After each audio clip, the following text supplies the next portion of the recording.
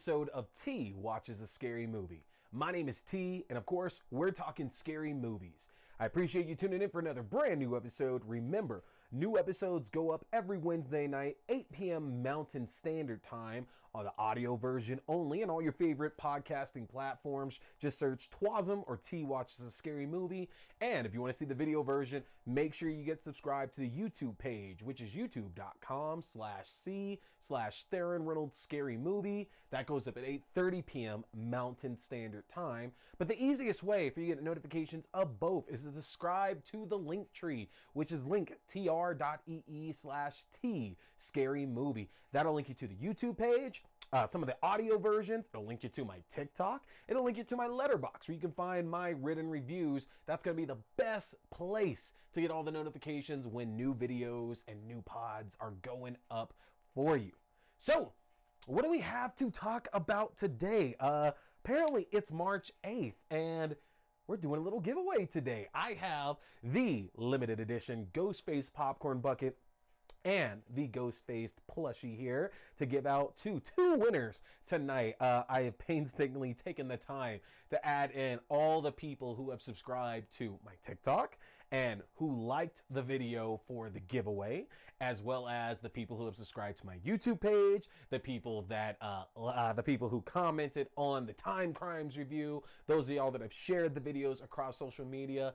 It took forever, but I don't mind that at all because, again, I want to make sure that I'm hooking a couple of y'all up. And I just want to say this as well, too. If you didn't watch the video I released on TikTok and YouTube Shorts earlier, this won't be the only giveaway that I do because, again, we know that Scream 6 is going to hit Blu-ray and 4K here probably in about a month and a half or so here. So why not, y'all? Make sure you stay subscribed because even though I'm going to give these away tonight, I'm going to do some giveaways in the future for some more Scream-related merchandise. And of course, it won't always be Scream stuff that I'm giving away now, but it's just, I love Scream. I know a lot of you love Scream. So this is what we're giving away tonight, at least. So we'll get there. We're not going to do that just yet. I got to keep you watching. So we will get there. We're going to do two separate winners here for each of those. But first, let's talk a little movie news. So it was revealed during a Reddit AMA chat this week that Sam Raimi said that his team is trying to crack a possible sequel story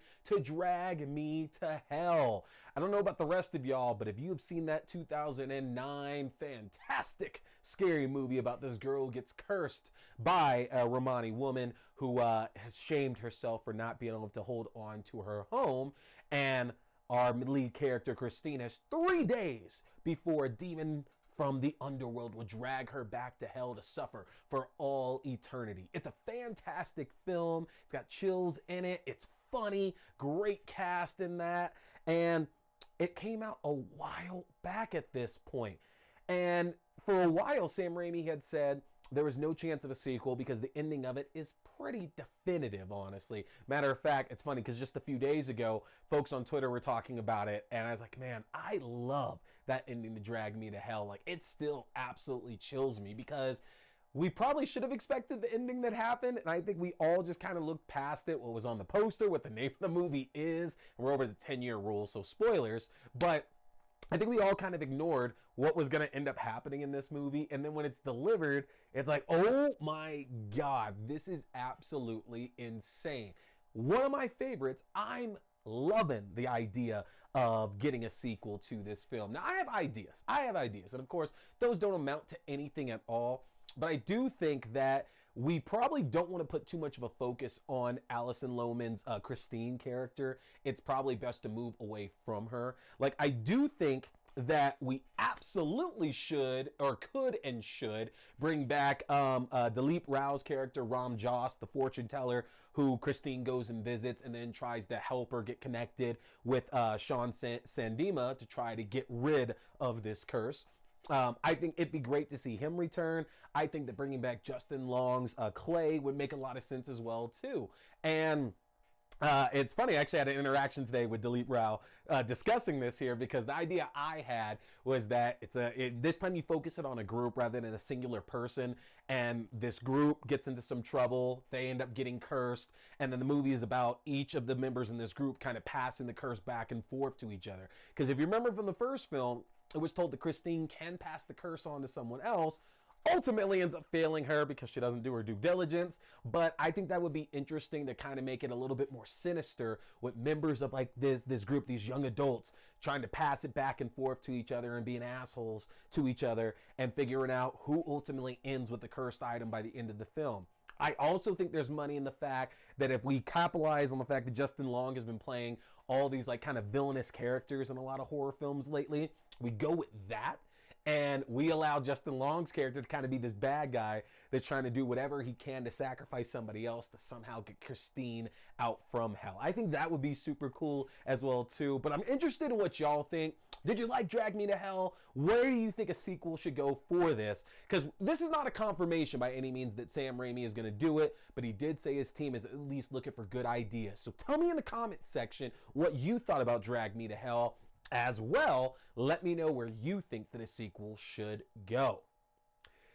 From there, folks, we are going to talk about the most recent episode of The Last of Us. Folks, sorry to say this, but we only have one episode left. That's right.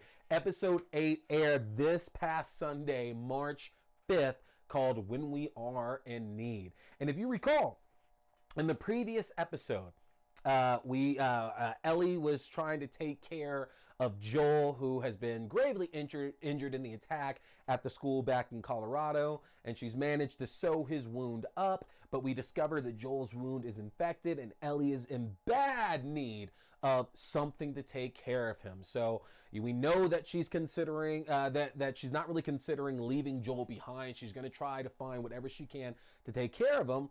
And she ends up running across David and James. James, by the way, played by Troy Baker, who played Joel in The Last of Us video game. So very, very cool for him to get a chance to show up here in the actual TV show.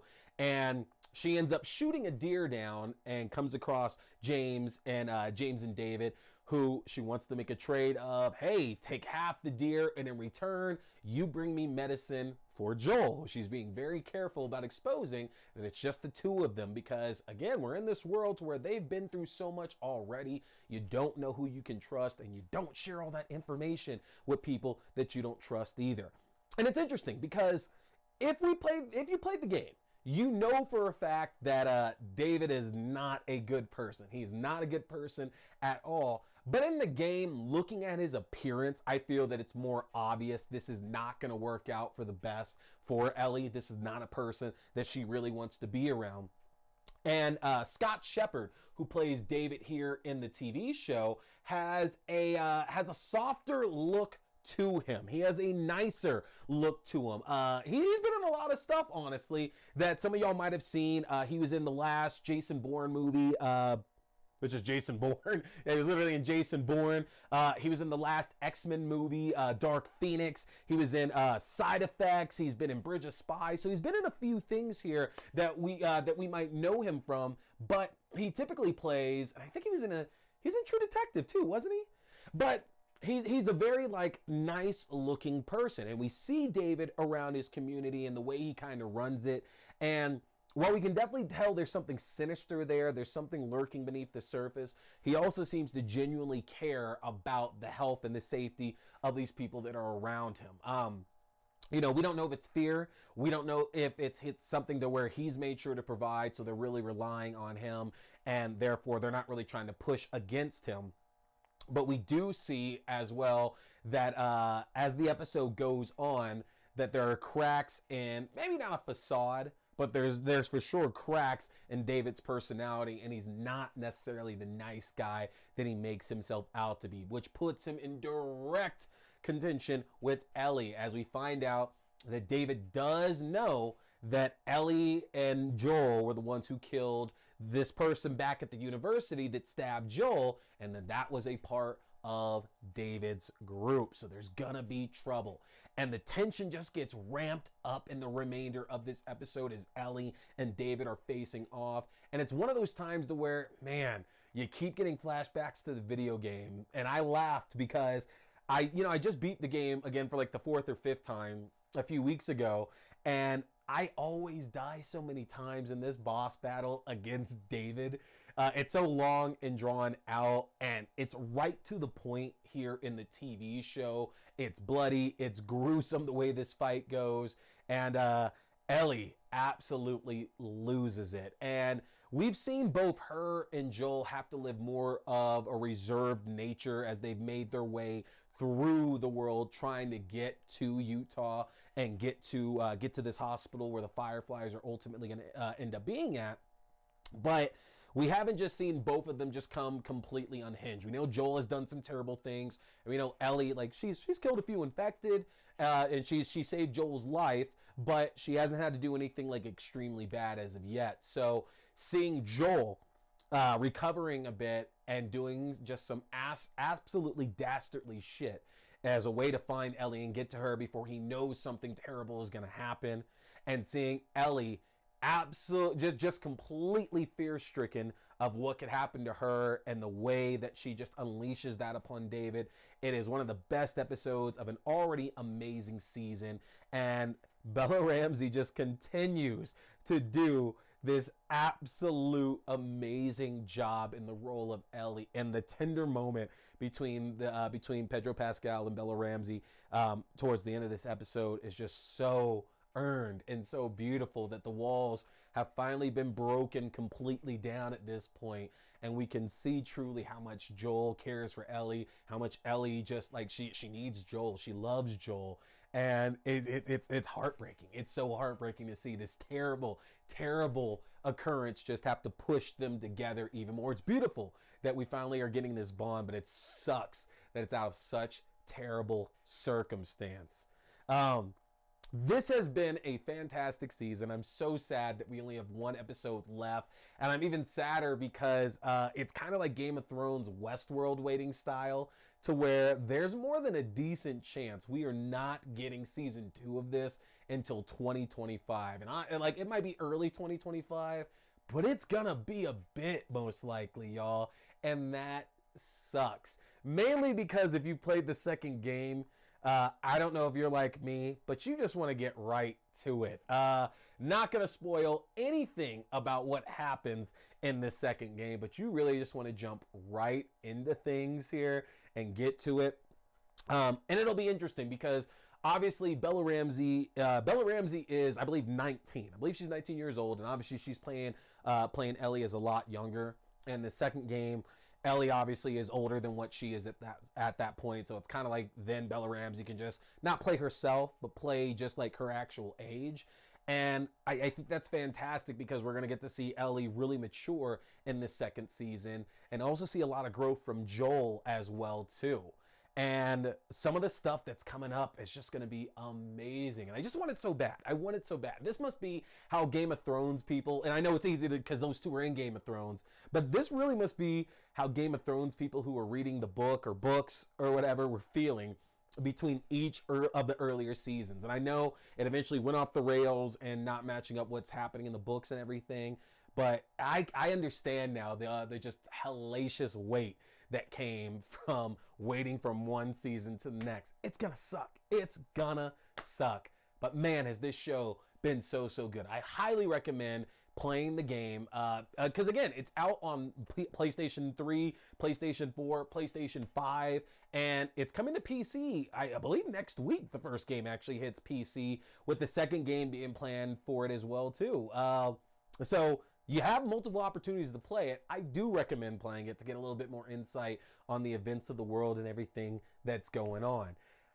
We're going to talk the last episode of season 1 here in a couple of weeks because, folks, I'm on vacation next week here, so I'm unfortunately not going to be able to catch it and talk to y'all about it right away.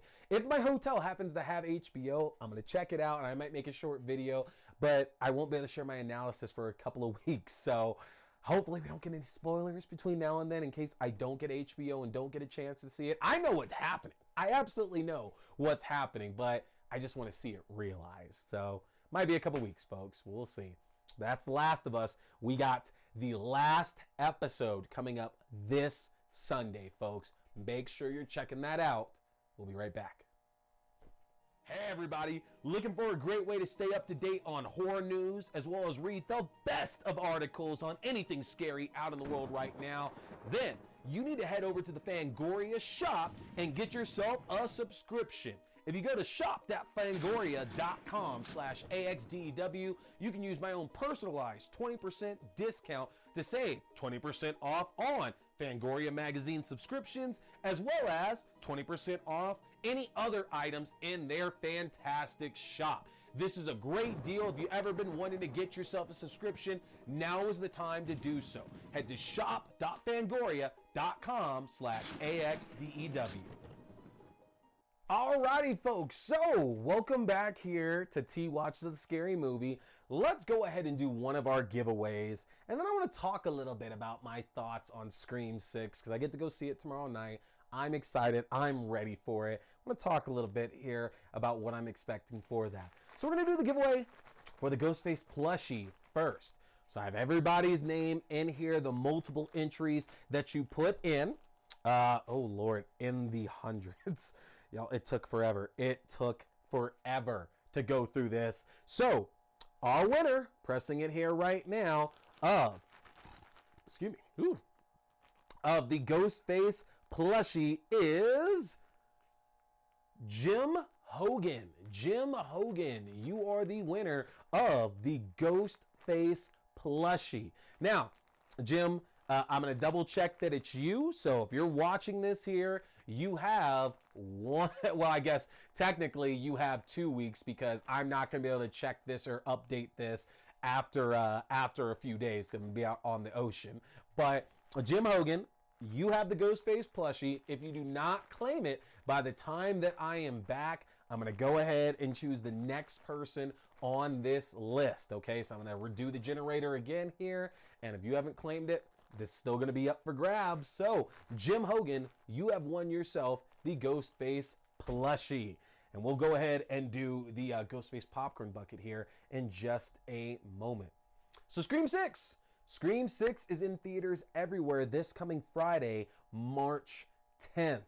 And it's kind of crazy to think that it's only been a year since Scream 5 came out. And I know, if we go back to the 90s, Scream 1 hit in 96, Scream 2 hit in 97, and it was a quick turnaround. And people always accuse those that don't like Scream 2 that it came too quick, that it wasn't as clever and as hip as Scream 1 was. You know I disagree. Scream 2 is my favorite film in the franchise, and 3 had a little bit of time in between it.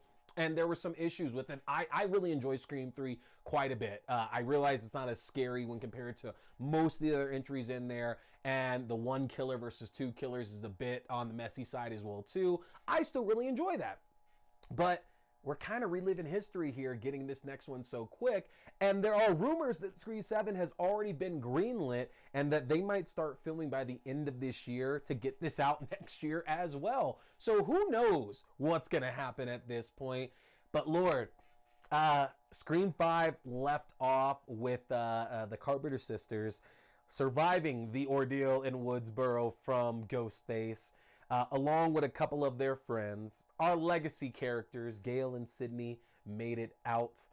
And at this point, the action is moving on to New York, which is not unheard of for the series. We know that both Scream 2 and Scream 3 was not set in Woodsboro, while 1, 4, and 5 were. So we're getting another film that kind of equals it up with 3 in Woodsboro and 3 without. And I think it was vital to get out of there because at this point, the characters already said they're going to do the smart thing and get the hell out of Woodsboro when the movie was still going on. Movie's over at this point. Why would you still not leave and try to get yourself away from the folks who are obsessed with that town?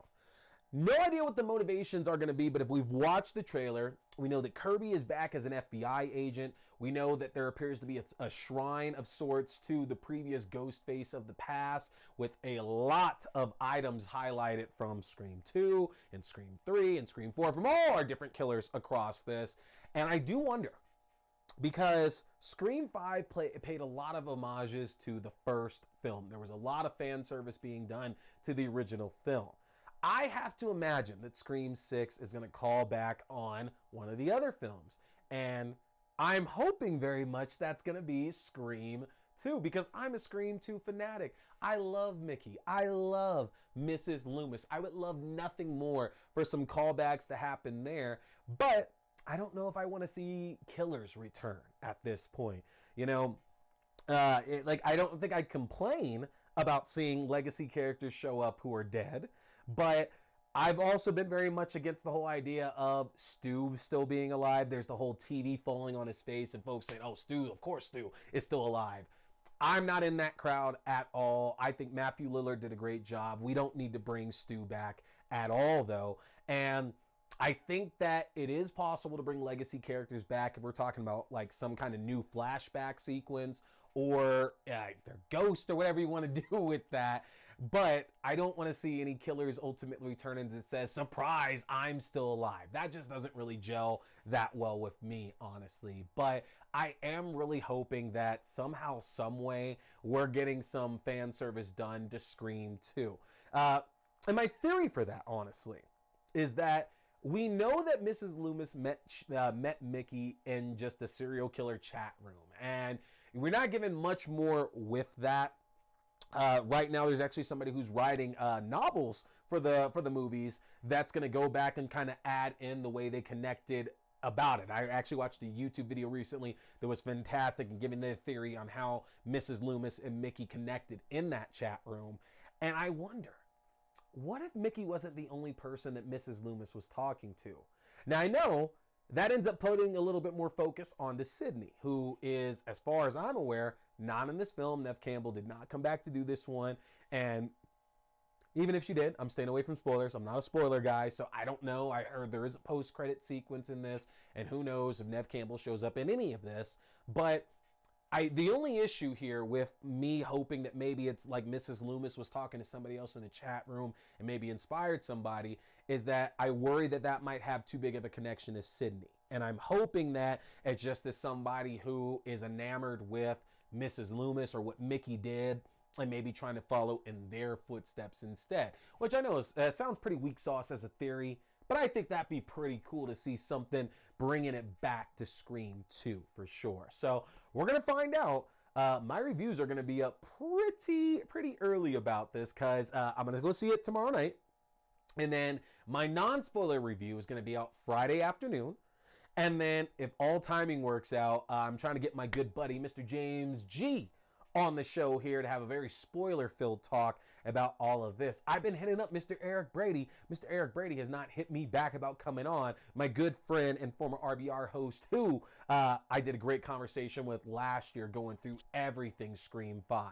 So we'll see how I can get Mr. Eric Brady back on because I'm sure I'm going to be talking Scream 6 for a while. And when I get back from my vacation, I'm going to try to go see it in 40X as well, too, because I'm seeing it in 3D. So cool that we're getting our first entry in 3D, but I got to go see it in 40X as well, too. So with that, folks, we've reached the end. It's time to give this popcorn bucket away. So let's go ahead and bring up the randomizer. Who is going to get our popcorn bucket? And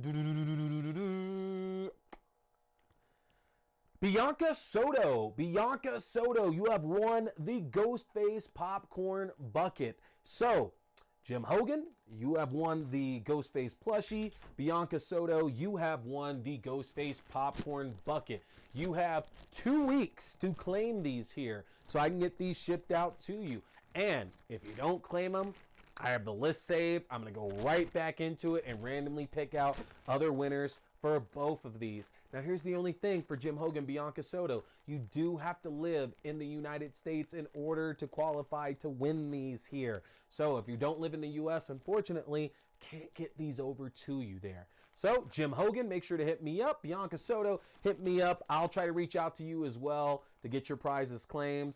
And that's going to do it for me, folks. Again, make sure you're subscribed. Make sure you're staying tuned in because I'm going to do more giveaways, more Scream giveaways here in the next month. I'm going to give away a copy of the movie on 4K, on Blu-ray. And Cinemark is selling the popcorn buckets and the drink, the drink holders as well, too. So you can actually get those on Cinemark's website right now. And I might just buy a few more of those and give them away to y'all because I want you to be able to revel in this awesome Scream collectible merchandise. So with that, folks, make sure to stay subscribed. My name is T. We've been talking scary movies. Stay scared. Hey everybody, I appreciate you tuning in for another brand new episode, movie review, game review, whatever it is now at this point. Don't forget, you want to get subscribed to my official channel so you can stay up to date for when I'm dropping new episodes, reviews, news, whatever it is. The best way to do that is get subscribed to my link tree. That's going to be linktr.ee/tscarymovie. Again, linktr.ee/tscarymovie. That'll keep you up to date with new videos, podcast links for the audio-only version, as well as my letterbox where you can find written reviews. Get subscribed, and don't forget, keep watching scary movies, folks. Stay scared.